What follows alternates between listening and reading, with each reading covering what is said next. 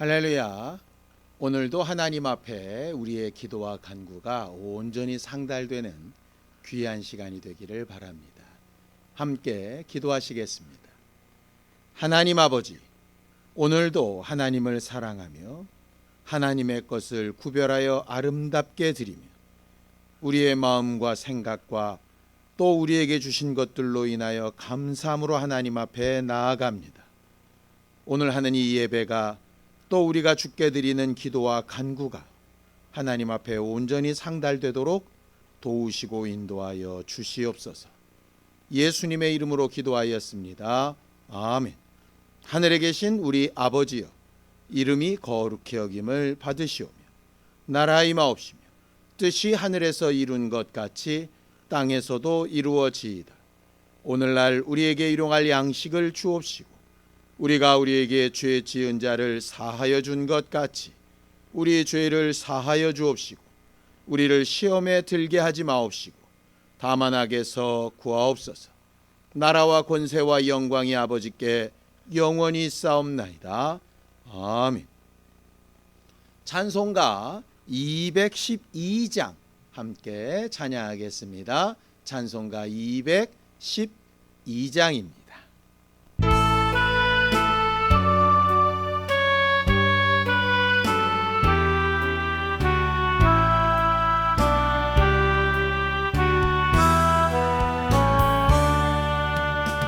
겸손히 주를 섬길 때 괴로운 일이 많으나 구주여 내게 임주사 잘 감당하게 하소서. 인자한 말을 가지고 사람을 감화시키며 갈 길을 잃은 무리를 잘 인도하게 하소서. 구주의 귀한 인내를 깨달아 알게 하시고 굳건한 믿음 주셔서 늘 승리하게 하소서. 장래의 영광 비추사 소망이 되게 하시며 구주와 함께 살면서 참 평강 얻게 하소서.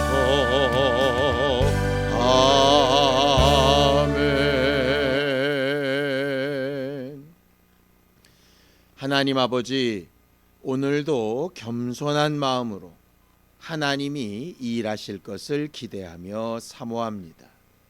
하나님의 말씀을 듣고 그 말씀으로 위로함과 힘을 얻으며 매 순간 하나님께서 가장 공의로운 심판을 하실 것을 기대하는 우리 모두가 되게 하여 주시옵소서. 믿음으로 헌금한 손길들 위에 복을 주시고 하나님께서 늘 우리와 함께하고 계심을 기억하게 하여 주시옵소서. 예수님의 이름으로 기도하였습니다. 아멘. 하나님의 말씀은 시편 10편 1절에서 18절까지 말씀을 함께 합독하겠습니다. 시편 10편 1절에서 18절까지 말씀입니다. 함께 읽습니다. 시작. 여호와여, 어찌하여 멀리 서시며 어찌하여 환난 때에 숨으시나이까. 악한 자가 교만하여 가련한 자를 심히 압박하오니 그들이 자기가 베푼 꾀에 빠지게 하소서. 악인은 그의 마음의 욕심을 자랑하며 탐욕을 부리는 자는 여호와를 배반하여 멸시하나이다. 악인은 그 교만한 얼굴로 말하기를 여호와께서 이를 감찰하지 아니하신다 하며 그의 모든 사상에 하나님이 없다 하나이다. 그의 길은 언제든지 견고하고 주의 심판은 높아서 그에게 미치지 못하오니 그는 그의 모든 대적들을 멸시하며 그의 마음에 이르기를 나는 흔들리지 아니하며 대대로 환난을 당하지 아니하리라 하나이다. 그의 입에는 저주와 거짓과 포악이 충만하며 그의 혀 밑에는 잔해와 죄악이 있나이다. 그가 마을 구석진 곳에 앉으며 그 은밀한 곳에서 무죄한 자를 죽이며 그의 눈은 가련한 자를 엿보나이다. 사자가 자기의 굴에 엎드림 같이 그가 은밀한 곳에 엎드려 가련한 자를 잡으려고 기다리며 자기 그물을 끌어당겨 가련한 자를 잡나이다.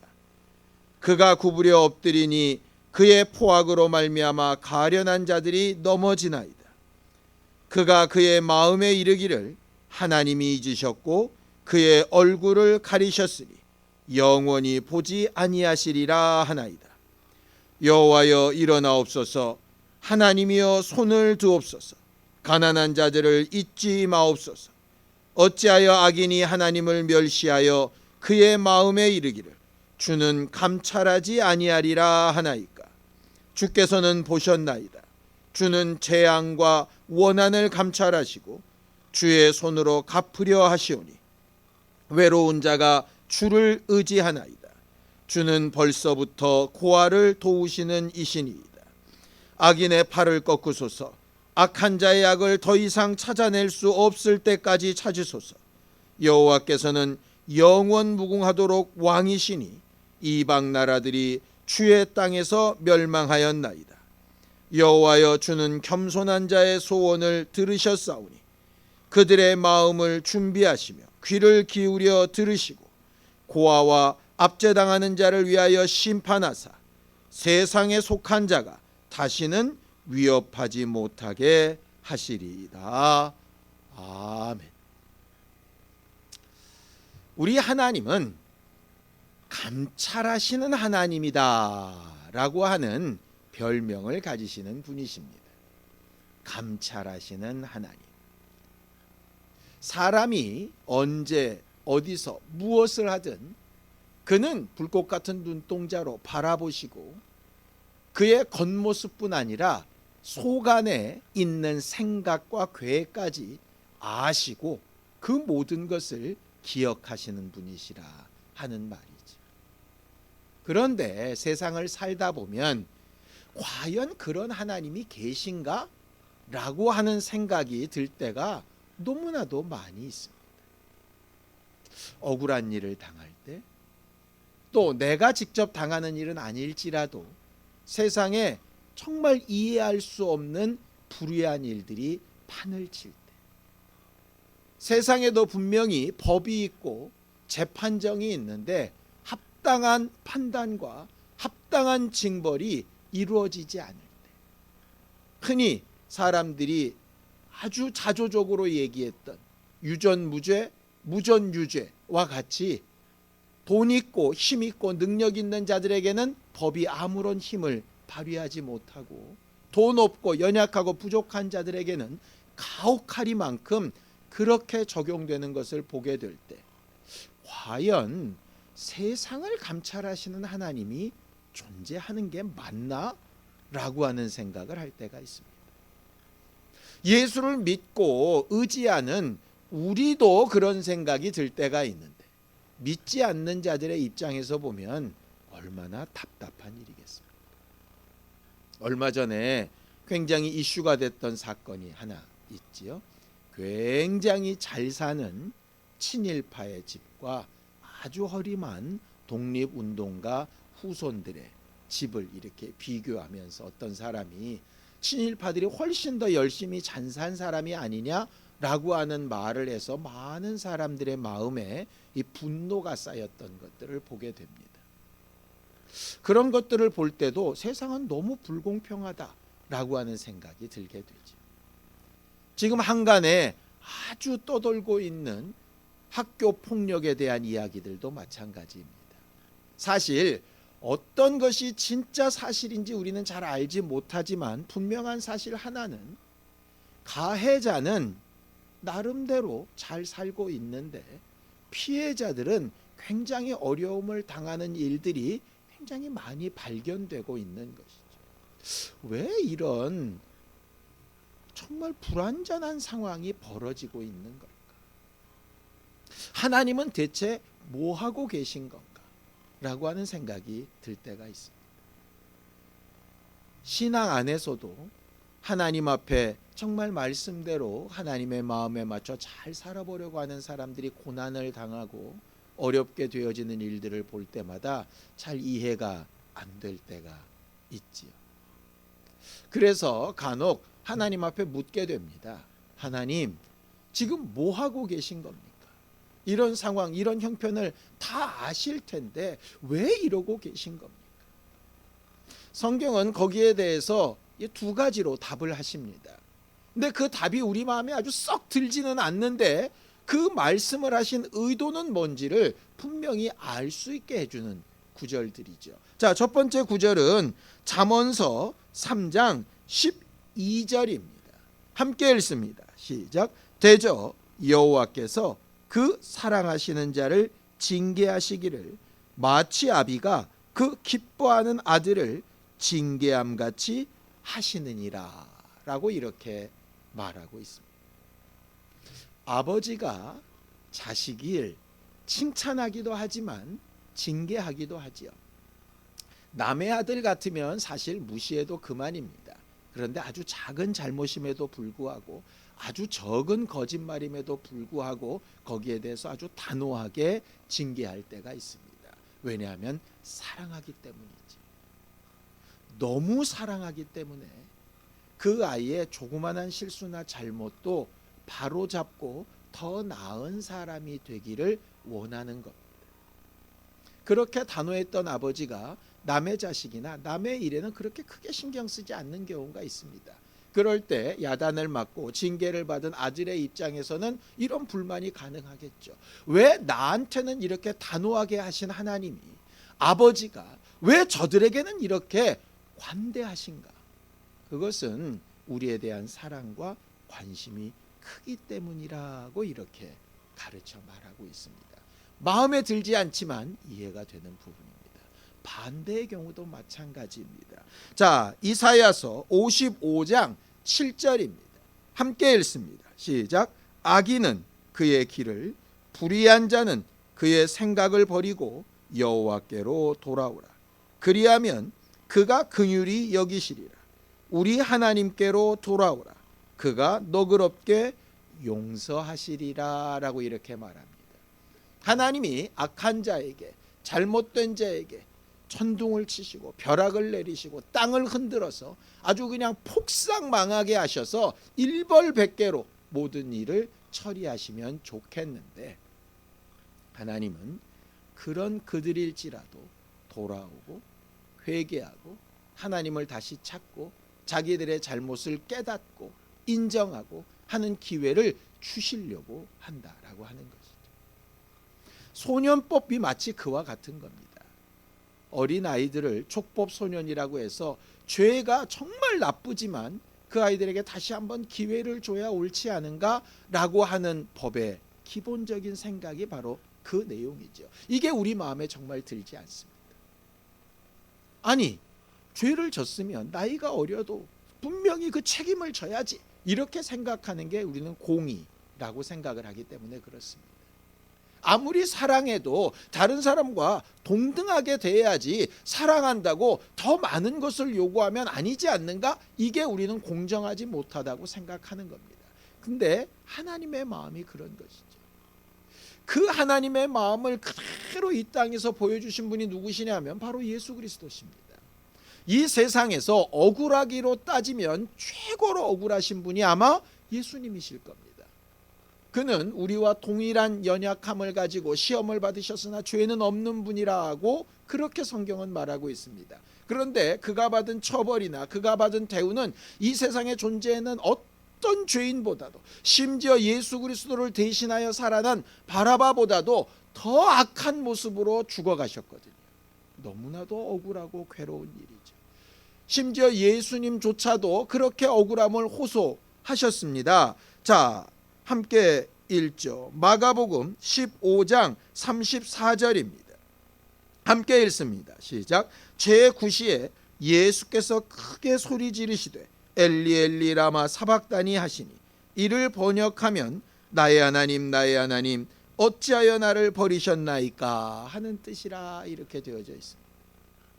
예수께서 십자가에 달려 죽으실 때 하나님이 자신을 버리시는 것처럼, 눈을 감고 보지 아니하시는 것처럼 막대한 능력을 가지신 하나님이 그 사랑하시는 아들에게 더 많은 책임과 더 좋은 일을 맡기시기 위해서 그 험한 고난을 묵묵히 감당하도록 입을 다물고 침묵하고 계셨던 거죠.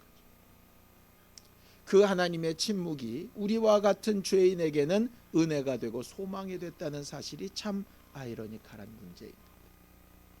하나님은 의인들과 하나님의 뜻대로 사는 자들의 고난과 어려움을 통해서 정말 악하고 게으르고 나쁜 자들에게 기회를 한 번 더 주시는 일로 사용하시는 것이죠. 오늘 다윗도 똑같은 것을 고백합니다. 자, 시편 1절입니다. 함께 읽습니다. 시작. 여호와여 어찌하여 멀리 서시며 어찌하여 환난 때에 숨으시나이까 라고 이렇게 답답해합니다. 다윗도 일생을 보면 굉장히 많은 억울함과 답답한 가운데 살았던 사람입니다. 그런데 그가 그 답답함과 아픔과 괴로움과 어려움을 이기고 나서 나중에 어떤 상황이 벌어집니까? 자기가 그렇게 비난하고 그렇게 욕했던 사람의 위치에 서게 되는 그때, 자기가 죄인이 되고 자기가 살인자가 되고 자기가 거짓말장이가 되고 자기가 핍박자가 되어진 그때, 도리어 거꾸로 하나님의 긍휼과 하나님의 은혜가 필요할 그때 그것을 구하게 됐던 것을 보게 되어지지요. 우리는 간혹 우리의 판단이 옳다라고 하는 생각 때문에 함부로 비난하고 판단하고 결정하고 그렇게 재판해버리는 경우들이 되게 많이 있습니다. 뉴스들을 계속 보다 보면 요즘 어떤 경우엔 너무 답답하고 어떤 경우엔 너무 우려가 되는 것들이 사실 존재합니다. 뭐냐 하면 바로 여론 재판이죠. 법은 정해진 법에 따라서 합당한 법정에서 제대로 된 절차에 따라 이렇게 결정되고 판결이 내려야 합니다. 그래야 사실 사회가 공정해지지요. 어쩔 때는 그 판결이 마음에 안 들고 우리 마음에 시원해지지 않을 때가 있습니다. 그렇기 때문에 인터넷상이나 아니면 다른 어떤 언론에 이런 것들을 공개해서 아직 죄가 확정되지 않은 상태인데도 아주 죄인으로 못을 박아버리게 되는 경우들이 굉장히 많이 있습니다. 어쩔 때는 속이 시원하기도 하고 맞아 이렇게라도 해서 바로 잡아야 돼 라고 우리가 말하긴 하지만 간혹 이런 생각이 들 때가 있죠. 우리가 듣고 보고 말하고 있는 것이 과연 옳은가? 라고 하는 판단 말이에요. 10명 중에 9명이 그렇다 그러면 대부분 그게 옳다고 생각합니다. 그런데 진실이 만약에 한 명에게 속한 것이면 9명이 큰 죄를 짓게 되는 것이죠. 우리가 그런 부분에서 참 조심스럽다라는 생각을 합니다. 왜냐하면 우리는 일부분만 알 부분이고 또 일부분만 알고 판단할 뿐입니다. 그리고 그 판단도 사실상 정확하지 않습니다. 나와 관련되고 나와 상관이 있고 내게 유리한 쪽에는 굉장히 우리가 정말 느긋하게 판단하지만 나와 상관이 없고 나에게 해가 되고 조금이라도 손해가 끼쳐지면 굉장히 냉철하게 판단하게 되는 경향들이 있거든요. 우리의 판단과 우리의 심판이 온전하지 않기 때문에 우리는 그래서 하나님의 손에 의탁하고 하나님의 도우심을 구하는 기도가 필요한 겁니다. 다윗은 지금 이 시를 쓰고 있을 때가 어떤 권력과 힘을 가지고 있었을 때인지 잘 알지 못합니다. 왕이었을 때인지 아니면 그렇지 못할 때인지는 모르겠습니다. 그런데 다윗이 나중에 어떤 한 사건에서 하나님 앞에 범죄를 했다가 하나님께서 선지자를 통하여 어떻게 판단받기를 원하느냐 할 때 자기의 죄악에 대해서도 하나님의 손에 맡겨지기를 원하는 것을 보게 됩니다. 하나님께서 하시는 판단을 기약하는 것이죠. 결국 자기가 힘이 있든 없든 자기의 판단이 옳든 그르든 그건 우리는 부정확합니다. 그럴 때 가장 중요한 것은 하나님께서 모든 것을 다 아시니 하나님이 옳게 판단하시고 가장 아름다운 결과로 나타내달라고 기도하며 간구하는 것이 필요합니다. 예수께서 그렇게 기도하셨던 것이죠. 자기의 생각이 옳은 것 같고 자기는 그렇게 하고 싶지 않은 부분이 분명히 있으나 아버지의 뜻이 더 온전하고 크시다라고 믿고 겸손한 마음으로 아버지의 뜻을 구하고 아버지가 하시는 일들을 구하며 죽기까지 순종해 나가십니다. 오늘 시편 10편에서도 똑같은 구절이 있습니다. 자, 시편 17절에서 18절입니다. 함께 읽습니다. 시작. 여호와여, 주는 겸손한 자의 소원을 들으셨사오니 그들의 마음을 준비하시며 귀를 기울여 들으시고 고아와 압제당하는 자를 위하여 심판하사 세상에 속한 자가 다시는 위협하지 못하게 하시리이다 라고 이렇게 말합니다. 하나님, 내게 힘을 주십시오. 내가 저들을 다 멸하겠습니다. 하나님, 내게 권리를 주십시오. 내가 저들을 심판하겠습니다. 이렇게 말하는 것이 아니라 하나님은 겸손한 자의 소리를 들으시고 겸손한 자의 사정을 다 아시고 가난하고 어렵고 힘들고 억울한 자들의 사정을, 고아들의 사정을 누구보다 잘 알고 계시니 하나님께서 이 모든 사정을 판단하셔서 우리 모두에게 합당한 마음을 주시고 악인들이 더 이상 회개의 기회를 내차버리고 여전히 기세등등하게 사는 부분에 대해서 하나님께서 갚아주시고 도우실 날을 기대합니다 라고 기도하는 것이죠. 일반 사람들이 볼 때는 너무 무책임하지 않느냐, 뭔가 사회적 책임을 해야 되지 않느냐, 칼을 빼들고 뭔가 휘둘러야 되지 않느냐 라고 그렇게 말할 때가 있을 겁니다. 또 우리도 그런 마음이 들 때가 있을 겁니다. 우리 스스로 뭔가를 해결하고 싶을 때가 있을 겁니다. 그런데 그런 식으로 나가면 불완전한 판단들이 모든 것을 판정하게 되어져서 사실은 사회도 우리의 삶도 다 혼란스럽고 뒤죽박죽이 되고 말겠죠. 우리 마음에 100% 들지 않더라도 우리는 겸손한 마음으로 하나님의 심판과 하나님의 갚아주심과 하나님의 도우심을 기대하는 그 마음과 그 믿음으로 신뢰하고 기도하는 우리 모두가 되어져 가길 원합니다. 참 답답할 수 있습니다. 그러나 인내함으로 끝까지 견디며 하나님 앞에 구원을 얻는 하나님의 사람들의 마음이 바로 거기에 있어야 한다라고 생각합니다. 하나님은 공의로우셔서 하나님 앞에 온전치 못하고 어그러진 부분에 대해서 회개하지 아니하고 제 임의대로 사는 사람들에 대해서 지금 당장 심판이 없다고 하나님의 판단과 감찰이 없다고 생각하는 자들을 그냥 두시는 하나님이 결코 아니시라고 성경은 가르쳐 말하고 있습니다. 당장 답답하고 어려운 삶이 예수 그리스도께서 십자가를 지시고 달려 계셨던 그 어두운 삶처럼 느껴질지라도 우리 모두 하나님께서 갚으시고 회복시키시고 온전케 하실 것을 기대하며 하나님이 지금도 우리를 감찰하고 계심을 기대하며 위로하고 하나님 앞에 아뢰고 겸손한 자의 간구가 아무의 도움도 받을 수 없는 고아의 간구와 같은 그 간구가 하나님 앞에 상달되고 응답되어지기를 예수님의 이름으로 축원합니다. 기도하시겠습니다. 하나님 아버지, 우리 모두를 도우셔서 하나님 앞에 하나님의 심판과 하나님의 도우심과 하나님의 은혜와 하나님의 긍휼을 구하는 우리 모두가 되게 하여 주시옵소서.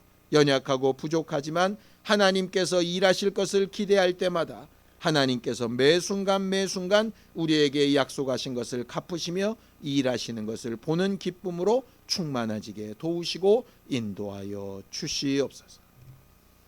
이제는 우리 주 예수 그리스도의 은혜와 하나님 아버지의 극진하신 사랑과 성령님의 감동하시고 함께 하시는 분명한 증거가 하나님의 의로우심을 믿고 겸손히 간구하기를 원하는 우리 모두 위에 이제로부터 영원까지 함께 있을지어다. 아멘.